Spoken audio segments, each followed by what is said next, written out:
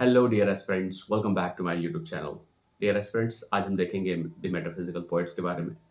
Metaphysical poets का contribution English literature में काफ़ी इमेंस रहा है, काफ़ी इम्पैक्टफुल पोएट्स भी रहे हैं। और आज हम सारी बातों को डिटेल में देखेंगे। जैसे मेटाफिजिकल पोएट्स की ओरिजिन क्या रही है, यानी जो वर्ड मेटाफिजिकल है इसकी ओरिजिन क्या है, मेटाफिजिकल पोएम्स की कैरेक्टरिस्टिक्स क्या रही है, नेचर क्या रहा है, और किस तरह की पोएम्स जो हैं मेटाफिजिकल होती हैं। तो कुछ एग्जाम्पल्स के थ्रू समझते हुए चलेंगे द मेटाफिजिकल पोएट्स। तो पहले टाइटल के बारे में थोड़ा सा डिस्कस कर लेते हैं। मेटाफिजिकल वर्ड जो है दो चीज़ों से मिलकर बना है। पहला तो है मेटा। मेटा एक ग्रीक वर्ड है जिसका मतलब होता है बियॉन्ड और आफ्टर। तो बियॉन्ड का मतलब होता है something which is away from us. ठीक है। और फिजिकल का मतलब होता है that capacity and capability of human being. ठीक है। तो मेटाफिजिकल पोएम्स में कुछ ऐसे इमेज या इमेजरी की हमको देखने को मिलती है जो कि हमारी कैपेसिटी से बहुत दूर होती है, आउट ऑफ रीच होती है। तो यही एक क्वालिटी रही है मेटाफिजिकल पोएट्स की कि उनकी पोएम्स में बहुत सारी ऐसी चीजें हैं जो अनइमेजिनेबल है, something like two dissimilar things are comparing at the same time। ठीक है। तो कैसी इमेजरी रही है, कैसा कंपैरिजन रहा है, सबके बारे में चर्चा करेंगे।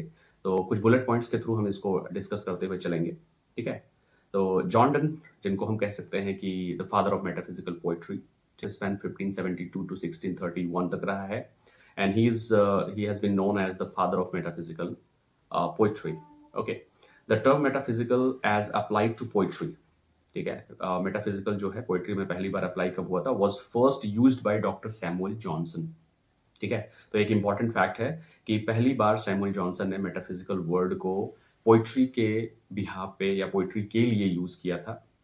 And who borrowed it from Dryden's phrase about done. Samuel Johnson ने इसको बोरो किया था जॉन ड्राइडन का एक फ्रेज रहा है, जिससे ड्राइडन का फ्रेज क्या रहा है, he affects the metaphysics not only in his satires but in his amorous versus.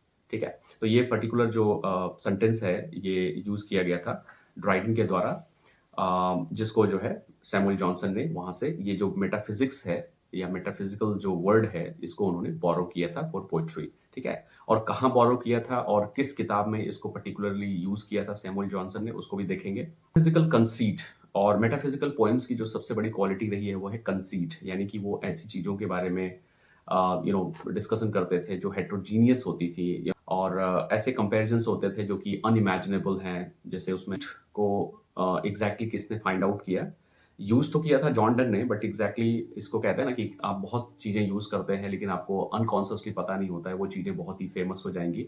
तो कुछ ऐसा मेटाफिजिकल पोएट्स के साथ भी हुआ। मेटाफिजिकल पोएट्स ने बहुत सारी ऐसी चीजें लिखी इस जॉनरा या इस पर्टिकुलर फ्रेम में, लेकिन इसको एक्चुअल में फेमस या कहते हैं ना कि लाइमलाइट में लाने का काम सैमुअल जॉनसन ने किया। ठीक है।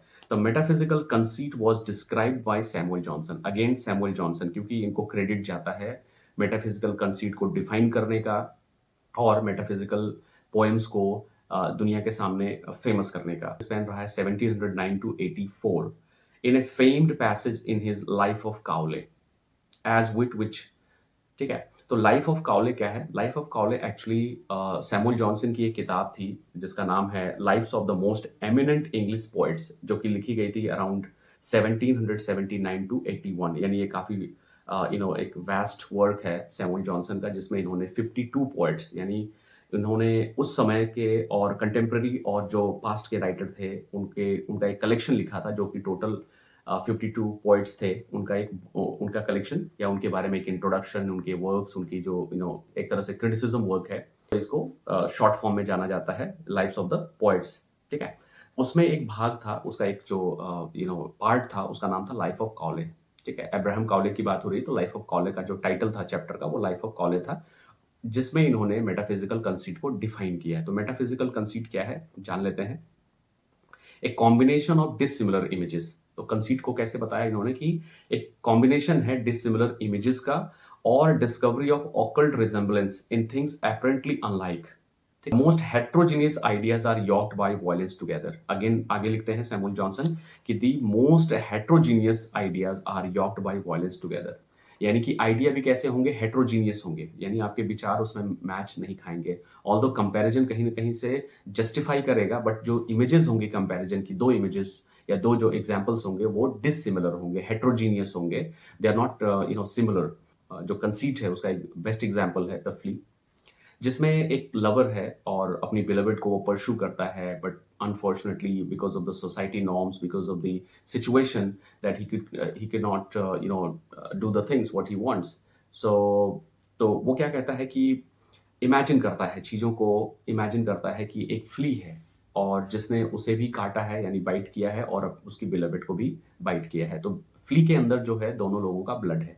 यानी फ्ली के एब्डोमेन में 2 लोगों का ब्लड इस समय मौजूद है और फ्ली जो है वो कहीं भी जाएगा तो दोनों लोगों का ब्लड उसके अंदर रहेगा। अब वो इमेजिन करता है कि उसकी शादी जिससे वो अपनी बिलोवेड से करना चाहता है, बट हो नहीं पाती है, लेकिन वो इमेजिन करता है कि फ्ली के एब्डोमेन में ही सब कुछ है, यानी एक तरह से उसका संसार उसके अंदर है। यानी उसके अंदर मैरिज बेड भी है, उसके अंदर टेम्पल भी है, ठीक है? प्रैक्टिकल तौर पे नहीं मिलती हैं, वो उसको इमेजिन करता है कि द फ्ली के अंदर वो सब चीज़ों को वो पा पाएगा। Metaphysical poets exploited all knowledge, commonplace और प्रैक्टिकल, थियोलॉजिकल, फिलॉसफिकल, ट्रू और फैबुलस। यानी कि उस समय की जितनी भी साइंटिफिक चीज़ें हो रही थीं, जो भी कुछ इन्वेंशन हो रहे थे इन मैथमेटिक्स, इन साइंस, है जो भी नौ चीज़ें आ रही हैं साइंटिफिक तरीके से, डिस्कवरी तरीके से, जो कुछ भी चीज़ें उस समय चल रही थी इन इन फैशन, उन सब का यूज़ मेटाफिज़िकल पोएट्स ने किया, ठीक है? टू हिज़ कॉय मिस्ट्रेस एक बहुत ही फ़ेमस पोएम है, जिसमें आपको फिलॉसफी मिलेगी, टाइम के बारे में कैसे एंड्रयू मार्मल ने बहुत ही बेहतरीन तरीके से चीज़ों को बताने की कोशिश की है। उसमें भी वो अपने बिलोवेड को परस्यू करते हैं, जो कि she is continually denying to be with the writer or a poet। वो बताते हैं कि टाइम बहुत ही शॉर्ट है, लाइफ का जो स्पैन है वो बहुत ही कम है, तो it's better to live and live now.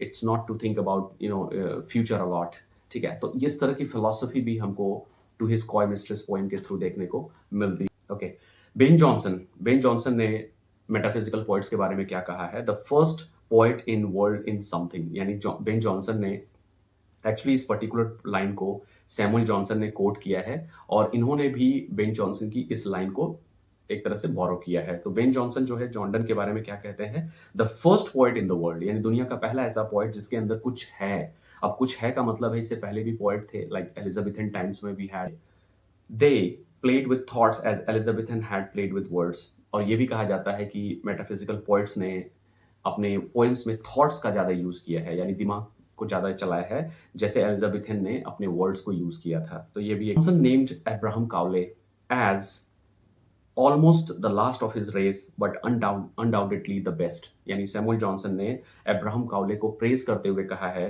कि physical poets have great influence the poetry of 20th century.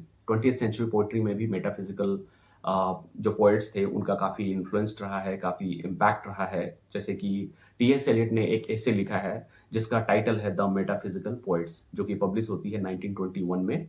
और इस पर्टिकुलर एसे में टी.एस. एलियट ने एक बहुत ही फेमस टर्म दिया है जिसका नाम है डिसोसिएशन ऑफ सेंसिबिलिटी, ठीक है? एक होता है एसोसिएशन ऑफ सेंसिबिलिटी, इसका मतलब होता है, एसोसिएशन का मतलब है thoughts and feelings equal to association of sensibility, और जहाँ पे थॉट्स अलग हो जाए, फीलिंग्स अलग हो जाए, उसको हम कहते हैं dissociation of sensibility. To work out a logical connection between abstract and concrete, दे कौन है यहाँ पे? मेटाफिजिकल पोएट्स हैं। उन्होंने बहुत अच्छे तरीके से लॉजिकल कनेक्शन जोड़ने की कोशिश की है, यानी उनकी पोएम में लॉजिक्स होते थे, यानी कि ऐसा कुछ नहीं कि कहीं से भी कुछ भी कनेक्ट कर दिया, वहाँ पे लॉजिक होते थे। जैसे साइंस में एक लॉजिकल लॉजिकल चीज़ें होती हैं, वैसे ही उन्होंने भी दिखाने की कोशिश की है।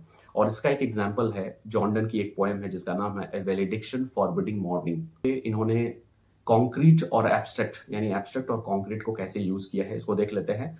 यहाँ पे इन्होंने इस पर्टिकुलर पोएम में ट्विन सोल्स, यानी 2 सोल्स, 2 आत्माओं का कंपैरिजन किससे किया है? Stiff twin compasses, stiff twin compasses. जैसे कॉम्पास होते हैं ज्योमेट्री में जो यूज़ होते हैं कि कॉम्पास को आप एक पॉइंट पर रखते हैं और उसे सर्कल बनाते हैं। तो जैसे 2 चीज़ों को आप अलग नहीं कर सकते हैं। कॉम्पास का 1 पॉइंट और दूसरा पॉइंट दोनों साइमल्टेनियसली ही चलता है। कहने का मतलब उसको आप अलग करके नहीं रख सकते। अलग तो होते हैं, लेकिन एक पॉइंट पे वो एक होते हैं, तभी आप उसे सर्कल बनाते हैं। तो यहाँ पे ट्विन सोल्स, यानी 2 सोल्स कुछ कॉम्पास की तरह हैं। तो यहाँ पे हम देख सकते हैं कि कैसे ज्योमेट्रिकल जो चीज़ें हैं, जो मैथमेटिकल चीज़ है, वो आपको मेटाफिज़िकल पॉइंट्स में देखने को मिलती है। दूसरा इन्होंने कंपैरिज़न क्या किया है, मिस्ट्रेसेस tier compare with coins.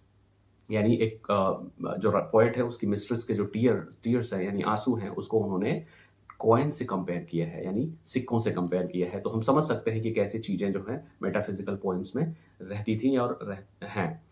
Famous metaphysical poets के बारे में कुछ देख लेते हैं, कौन-कौन से मेटाफिज़िकल पोएट्स इंग्लिश लिटरेचर में फेमस रहे हैं। जिसमें सबसे पहला नाम है जॉन डन का ऑब्वियसली, सर जॉन सक्लिंग का नाम आता है, जॉर्ज हर्बर्ट है, रिचर्ड क्रैसो हैं, हेनरी वॉगन हैं, अब्राहम काउले हैं एंड एंड्रयू मार्वेल हैं। तो ये कुछ फेमस मेटाफिज़िकल पोएट्स के नाम थे। अब कुछ देख लेते हैं कुछ पोएम्स भी, जैसे डन की पोएम है डेथ बी नॉट प्राउड, ये भी मेटाफिज़िकल पोएम है।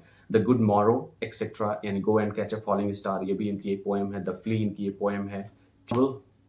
इनकी जो सबसे फेमस मेटाफिज़िकल पोएम है वो है टू हिज कॉय मिस्ट्रेस। ये पर्टिकुलर है।